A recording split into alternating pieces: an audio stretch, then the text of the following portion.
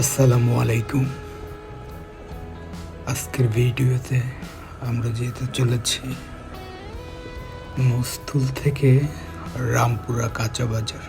ভর দুপুর বেলা, দেখা যাক 300 ফিট তো বেশ খানিকটা ফাঁকা থাকে, সবসময়ই ফাঁকাই থাকে। এখান থেকে বেশ ভালোভাবে যেতে পারছি। জানি না সামনের দিকটাতে গেলে কি দেখতে পাবো। যাই হোক, যেটাই হোক, যেতে যেহেতু হবে, ভয় করে লাভ নেই, সামনে আগাতেই হবে। ব্যথার শহর, এই নামটা শুনলে অনেকে ভাবে হয়তো এটা কোনো একটা বাস্তব নগরী, কোনো ভৌগোলিক স্থান। আসলে না, এটা একটা অদৃশ্য শহর যা গড়ে ওঠে মানুষের বুকের ভেতর, দুঃখ আর শূন্যতার স্তূপের উপর। এ শহরে ঢোকার জন্য কোনো ট্রেন নেই, কোনো বাস নেই, কোনো বিমানের টিকিট নেই।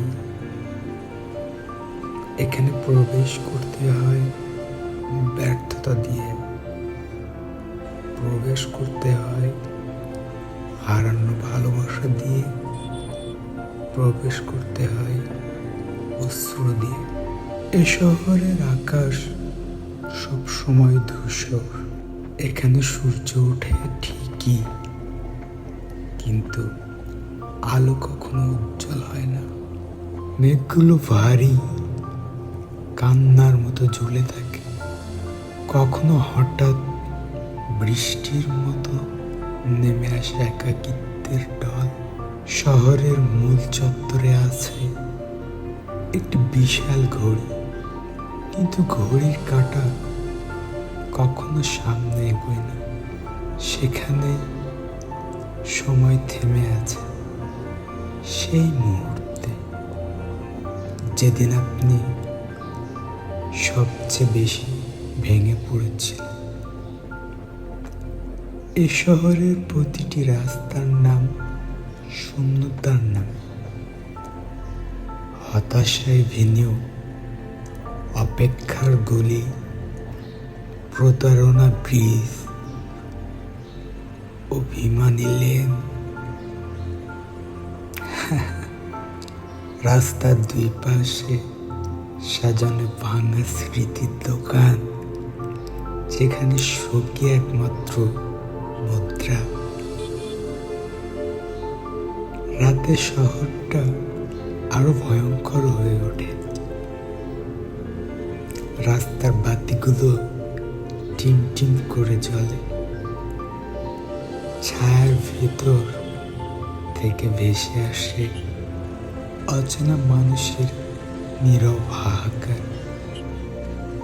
কেউ কাঁদছে, কিন্তু তার মুখ দেখা যায় না। কেউ হাঁটছে, কিন্তু তার পদচিহ্ন মাটিতে মিশে যায় না। যেন এ শহর কেউই পুরোপুরি জীবিত নয়, আবার পুরোপুরি মৃতও নয়। ব্যথা শহরে মানুষ মুখে হাসে, ভেতরে কাঁদে। এখানে প্রত্যেকটা আলাপ আমি ভালো আছি দিয়ে শুরু হয়, কিন্তু আসলে সেটা সবচেয়ে বড় মিথ্যা। কারণ এই শহরে ভালো থাকা বলে কোনো শব্দ নেই। এ শহরের প্রতিটি বাসিন্দা এক একজন অভিনেতা। তারা প্রতিদিন বাইরে যায়, কাজ করে, সম্পর্ক গড়ে, কিন্তু ভেতরে ভেতরে এক অদৃশ্য ক্ষত বয়ে বেড়ায়। হয়তো কারো প্রেম ভেঙেছে, কারো আপনজন ছেড়ে গেছে, কারো স্বপ্ন মাটিতে মিশেছে, সারে শৈশব কেঁপে উঠেছে অবহেলায়। যেই হোক শেষমেশ সবাই একদিন এই শহরের নাগরিক হয়ে যায়। সবচেয়ে ভয়ঙ্কর ব্যাপার হলো ব্যথার শহরে কোনো হাসপাতাল নেই। এখানে ক্ষত সারে না, এখানে ওষুধ মানে শুধু স্মৃতি ভুলে থাকার চেষ্টা। কিন্তু স্মৃতি কি কখনো মুছে যায় না, বরং স্মৃতি এখানে প্রতিটি রাতের বাতাসে বিষের মতো ভেসে বেড়ায়। তবুও ব্যথার শহরে ছেড়ে কেউ যেতে পারে না, কারণ এটা বাইরের শহর নয়, এটা আমাদের ভেতরের শহর। আমরা যতই পালাতে চাই না কেন, প্রতিদিন আমাদেরই বুকের ভেতরে এ শহরের রাস্তা ধরে হাঁটতে হয়। মুখে এক টুকরো হাসি, ভেতরে অগণিত রক্তক্ষরণ। এই হলো ব্যথার শহরের নাগরিকের পরিচয়। ছোট্ট একটু গল্প শোনালাম, কেননা ভিডিওটা বেশ বড় হতে চলেছে। কাজেই আলাপ তো করবো, রাস্তা বিষয়ক কথাও বলবো। কি আর বলবো, এই রাস্তা নিয়ে তো আর কোনো কথা নেই। এই পথটা ভীষণ বাজে। এই পথে আসলে খুবই বিরক্ত লাগে, বাট কর্মক্ষেত্রের জন্য মাঝে মাঝে আসতে হয়। দেখেন গাড়িগুলো আগাচ্ছে না, মনে হচ্ছে এদিকে ধাক্কা দিয়ে নিয়ে যেতে হচ্ছে, কিছু করার নেই। সবাই নিরুপায়। তো আজকে বাইক নিয়ে বের হওয়ার পরে রাস্তাতে এসে দেখলাম বাইকে ফুয়েল নেই। দেখতেই পেয়েছেন ইতিমধ্যে বাইকের ফুয়েল নিয়েছি পথের মধ্য থেকে। তো এখন সামনের দিকে আগাচ্ছি, দেখা যাক সামনে কি কি দেখতে পাই আমরা। শুধু যানজট নাকি যানজট ব্যতীত অন্য কিছু আছে। মাত্র যমুনা ফিচার পার্ক পার হচ্ছি, এখনো অনেকটা পথ বাকি। কেননা যাব আজ রামপুরা কাঁচা বাজার। তো বাড্ডার এই রাস্তাতে বরাবরের মতোই যানজট থাকবে, এটা খুবই স্বাভাবিক। আর সেটাকে এড়িয়ে ছুটে চলাই আমাদের কাজ।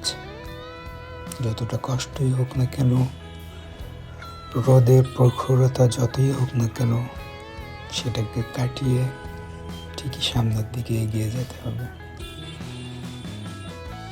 দেখেন কত গাড়িকে কেটে কেটে সামনের দিকে আমরা আগাচ্ছি। এই গাড়িগুলো না যেয়ে দাঁড়িয়ে আছে, কেউ একটু যাচ্ছে তো কেউ ডানে কেউ বামে এভাবে দাঁড়িয়ে আছে। বাট আমরা সামনের দিকে এগোনোর চেষ্টা করছি। পানি ভর্তি গাড়িটা আগাচ্ছে না, বাম সাইড দিয়ে চলে যেতে হলো। ওকে টেক ওভার করে যেতে হবে, বাসটাকেও টেক ওভার করতে হবে, তা না হলে যাইতেই পারবো না। দেখছেন বাসগুলোর কি অবস্থা, একটার সাথে একটা লেগে আছে। এদেরকে যে ওভারটেক করবো সেটাও পসিবল হচ্ছে। এখান থেকে বেশ খানিকটা ফাঁকা দিচ্ছি, একটু আরামের সাথে যাওয়া যাবে। এই মেয়েটা পিছনের দিকে তাকিয়ে কাকে যেন খুঁজছে। বোন, তুই যেখানে যাচ্ছিস সেখানে যা, পিছনে তাকাতে হবে না। সামনে আগানোর সময় পিছনে তাকাতে হয় না।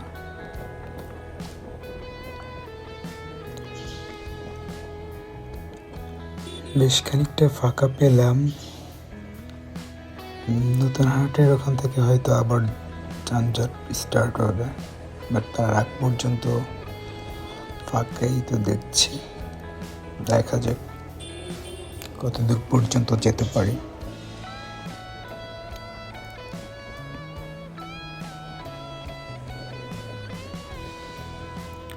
ভিডিওটা বেশ বড় হবে, আপনারা কষ্ট করে পুরোটা ভিডিও দেখার চেষ্টা করবেন, তবে বুঝতে পারবেন যে একটা বাইকার বা যারা রাইড শেয়ার করে এরা কতটা কষ্ট করে পথের মধ্যে।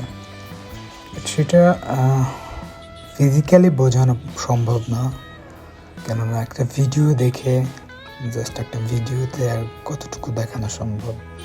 এরকম যানজট আমরা সারাদিনই ঠেলতে থাকি, সকাল থেকে সন্ধ্যা অবধি। যে পথেই যায় না কেন কম বেশি যানজট তো দেখতেই পান। আর ঢাকা শহরে সব জায়গাতেই প্রতিটা রুটেই কম বেশি যানজট থাকে, আর সেগুলোকে ফেস করতে হয়। আমরা সেই পরিস্থিতি নিয়েই রাস্তায় নামি।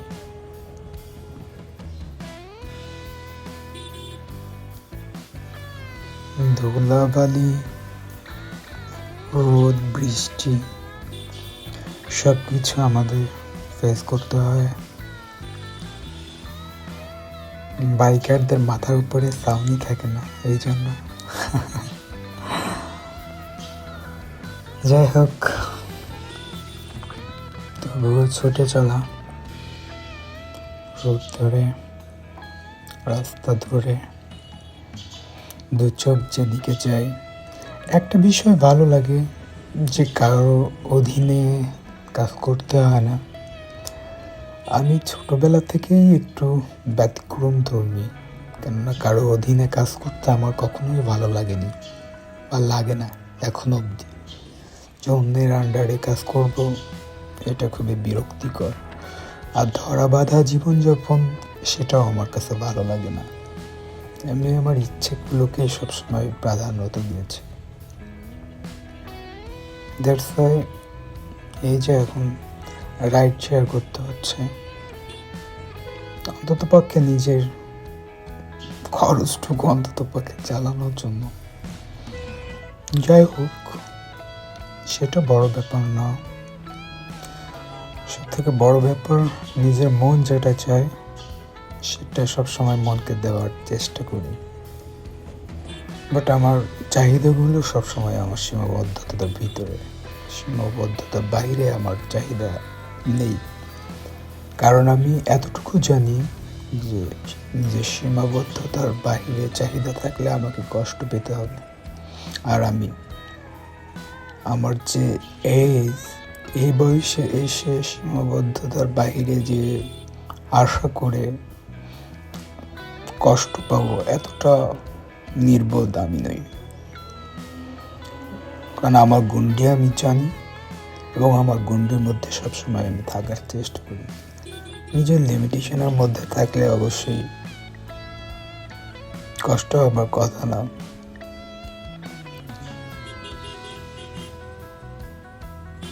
কি একটা অবস্থা দেখেন, সিএনজি গুলো বাইরে চাপছে, কতগুলো সিএনজি, সামনের দিকে যেমন ডানেও সিএনজি।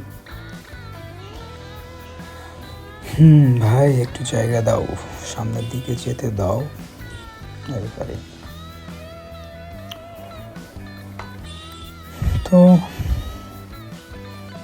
এভাবেই চলছে জীবন, জীবনের গতিতে যখন যেটা ইচ্ছে করছে সেটাই করছি। বাধা ধরা জীবন নয় যেহেতু, খুবই ভালো লাগে এভাবে জীবনযাপন। সময়গুলো কিভাবে যে পার হয়ে যাচ্ছে বুঝতেই পারছি না। কখন দিন যাচ্ছে, কখন রাত যাচ্ছে, কখনো বাইরে যাচ্ছি, কখনো যাচ্ছি না, কখনো ঘুমিয়ে পার করছি, কখনো জেগে পার করছি। না ভবিষ্যৎ নিয়ে কোনো পরিকল্পনা আছে? এ মা, কি কালো ধোঁয়া ছাড়তেছে এই বাসগুলো দিয়ে, দেখছেন? এগুলো আসলে খুবই বিরক্তিকর। যেটা বলছিলাম, ভবিষ্যৎ নিয়ে পরিকল্পনা, এটাই স্রষ্টা যেহেতু সৃষ্টি করেছে, তাকে যতটুকু সম্ভব স্মরণ করা, তার জন্য যতটুকু সম্ভব কাজ করা, আর নিজের জন্য যেটা সেটা হচ্ছে মৃত্যুর জন্য অপেক্ষা করা। আর যতক্ষণ নিজের মৃত্যু না হয় ততক্ষণ অবধি নিজের ভরণ পোষণের যোগান দিতে যতটুকু প্রয়োজন সারভাইভ করতে এই পৃথিবীতে বা এই সিটিতে, বা আমি যখন যেখানে থাকি তখন সেখানে সারভাইভ করতে যতটুকু প্রয়োজন ততটুকুই কাজ করতে হবে বা আর্ন করতে হবে। পরনির্ভর না হওয়া বা কারো করুণার পাত্র না হওয়া, নিজেরটা নিজে আর্ন করে চলতে পারলে বেশ ভালো, এবং আমি সেটাই করি। হয়তো অনেক বড় কিছু না, বাট যতটুকু ততটুকুই নিজের। এর মধ্যে একটা শান্তি আছে, প্রশান্তি আছে। কোনো কিছুর জন্য কারো ধার ধারতে হয় না, কোথাও যেতে গেলে কারো অনুমতি নিতে হয় না। সব মিলিয়ে আলহামদুলিল্লাহ।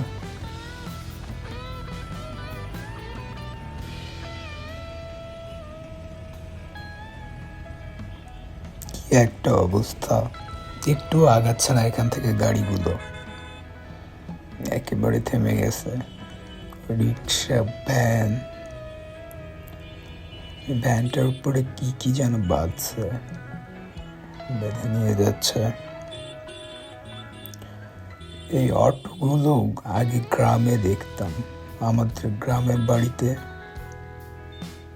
ছিলাম যখন, তখন দেখতাম গ্রামের রাস্তাগুলোতে অটো গাড়ি প্রচুর পরিমাণে চলতো। আর সে অটো আজ ঢাকা সিটিতে অ্যাভেলেবেল হয়ে যাবে এটা ভাবতেও পারিনি, যে সিটি শহরে অটোগুলো এভাবে চলবে। বাইরে ভাই একটু জায়গা দে তোরা, কেউই যাইতে পারতেছে না, দাঁড়ায় আছে সবাই। আমি তো কোনো সিগন্যাল নেই, বাট সবাই এখানে দাঁড়িয়ে আছে কেন? কি আর করবে, বাড্ডা রোড যেহেতু, সিগন্যাল ছাড়াও দাঁড়িয়ে থাকতে হয়। আল্লাহ জানে সামনে কি হয়েছে। দেখেন রাস্তার মাঝখানে ভ্যানটাকে খাড়া করে রাখছে, এটা কোনো কথা? কালারফুল রিক্সা দেখছেন? এরকম সুন্দর কালারফুল রিক্সাতে উঠে ঘুরতে ইচ্ছে করে, আমার তো বেশ ইচ্ছে করে। অবশ্য আমি মাঝে মধ্যে ঘোরাফেরা করি রিক্সাতে, এটা বেশ ভালো লাগে, এনজয় করি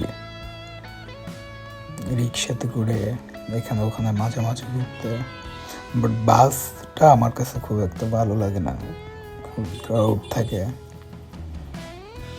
বাইক তো এটা তো কম্পালসারি, আমাকে বাইকে চলতে হয়, এটা একটা অন্য ব্যাপার।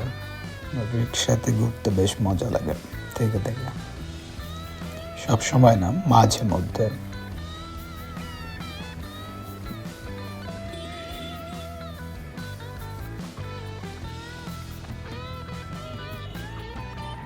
কতগুলো গ্যাস সিলিন্ডার এই ট্রাকটা ভরে নিয়ে যাচ্ছে। এটা হচ্ছে ইউটার্ন, মধ্যবাড্ডার এখান থেকে যে ইউটার্নটা, সেটা ইউটার্নটা ক্রস করে গেলাম।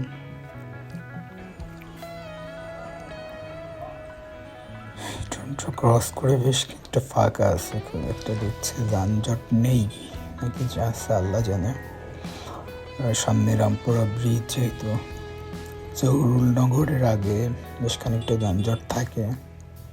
এই তো চলে আসছে, মানে এগুলো থাকবেই, এটা বললেও থাকবে, না বললেও থাকবে। যানজটগুলো কোনো মাপ নেই, এগুলো ফেস করতে হবে।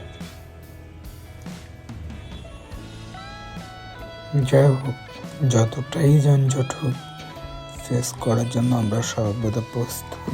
কেননা এগুলো ফেস না করলে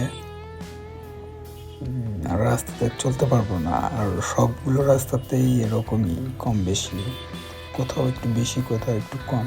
আরও হুটহাট কখন কোন রুটে জ্যাম লেগে যায় এটা কেউই বলতে পারে না। কাজেই এটা দেখে এতটা ভয় পেলে চলবে না, এটাকে ফেস করতে হবে। রাস্তাতে থাকতে গেলে যানজটকে ফেস করাই লাগবে, ঢাকা সিটিতে অন্ততপক্ষে।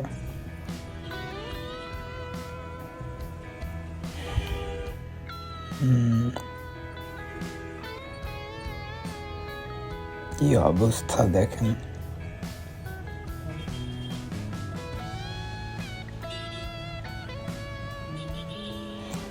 মেয়েগুলো মানে কি বলবো, এটা নিয়ে কোনো কমেন্ট আমি না করি, কেননা এটা অনেকে অনেক দিকে নিয়ে যাবে। বাট আমার কাছে দৃষ্টিকটু। আমরা যে সমাজে বসবাস করছি, এখানে এমন অনেক কিছুই হচ্ছে যেগুলো আমাদের কাম্য নয়, বাট সেগুলো এখন আমরা খুব স্বাভাবিকভাবে নিয়ে ফেলেছি। যাই হোক, এটা যার রুচির ব্যাপার। যার রুচিতে যেরকম মনে হবে সেরকম কি করবে, এটা খুবই স্বাভাবিক। রিক্সা কত পরিমাণ, রিক্সাগুলো কালারফুল, রিক্সাগুলো পিছন থেকে দেখতেও কিন্তু বেশ সুন্দর দেখায়। আর নতুন নতুন করে রিক্সা তৈরি করছে, এগুলো প্রতিনিয়ত নতুন নতুন তৈরি করে রাস্তাতে ছাড়ছে।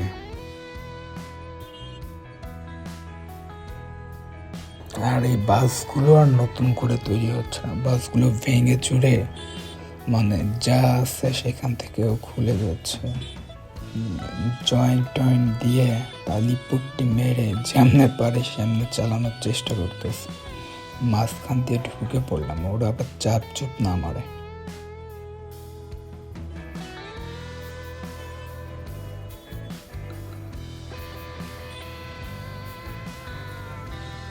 রামপুরা ব্রিজের উপরে চলে আসছে, বেশ খানিকটা চলে আসছে, খুব একটা বেশি পথ নেই। আর একটু গেলেই রামপুরা কাঁচা বাজার, এই তো বিটিভি ভবনের সামনে।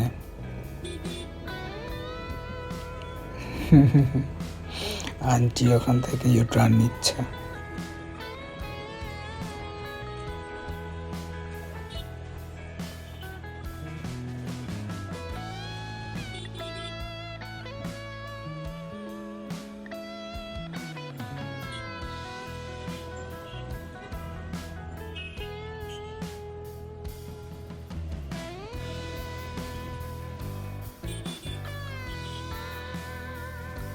ঠিক আছে, গল্প করতে করতে শেষমেশ আমার গন্তব্য পর্যন্ত চলে আসলাম। আর আপনারা ভালো থাকবেন, অবশ্যই অবশ্যই আমার জন্য দোয়া করবেন, এবং আমিও সবসময় আপনাদের জন্য দোয়া রাখি। আল্লাহ তাআলা আপনাদেরকে সুস্থ রাখুক, স্বাভাবিক রাখুক, সচ্ছল রাখুক, এবং আপনারাও আমার জন্য দোয়া করবেন। নেক্সট কোনো ভিডিওতে আবার কথা হবে, ততক্ষণ অবধি ভালো থাকবেন। আল্লাহ হাফেজ।